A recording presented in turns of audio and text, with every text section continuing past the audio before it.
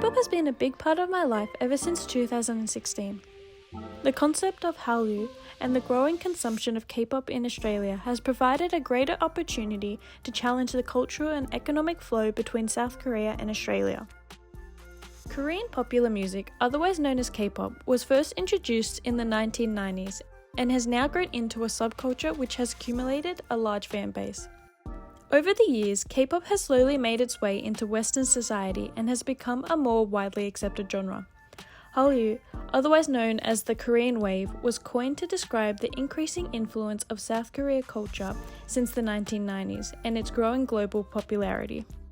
Despite the cross-cultural interactions between Australia and Korea, there is still a long way before it is critically acclaimed or respected in the same sense as Western music media.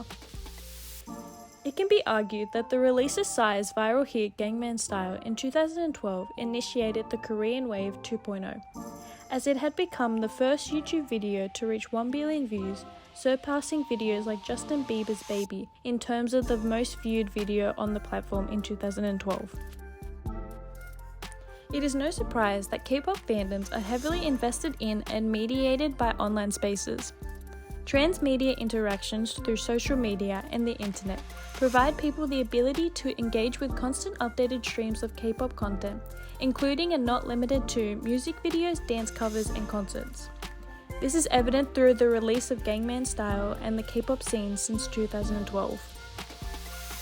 However, I would like to argue that since the beginning of COVID-19, the spaces in which K-pop fandoms are able to interact have grown considerably as more people had time to invest into K-pop.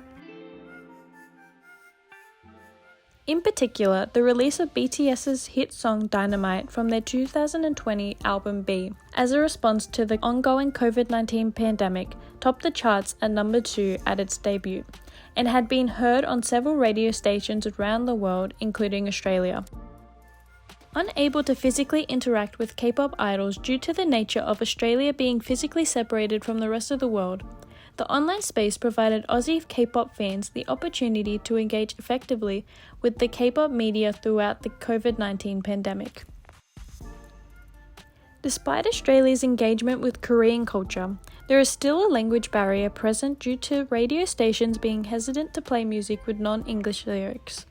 This is evident from popular K-pop songs Dynamite by BTS and Ice Cream by Blackpink only having a glimpse of exposure in mainstream Western stations. Donald Horne, an Australian cultural commentator, deplores Australia's lack of engagement with their neighbours and its failure to see Asia as little more than an economic machine out of which we can make a buck.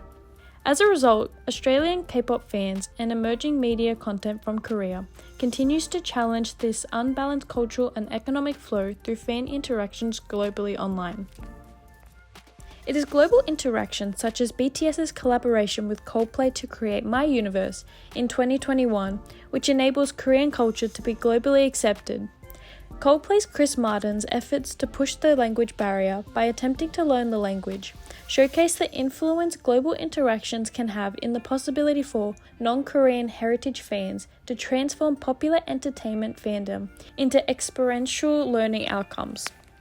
To quote Choi and Maliangkay from their 2014 K-pop: The International Rise of Korean Music Industry, the increased presence of K-pop in Australia provides a greater opportunity to showcase how Korean culture can be global in a truly meaningful way.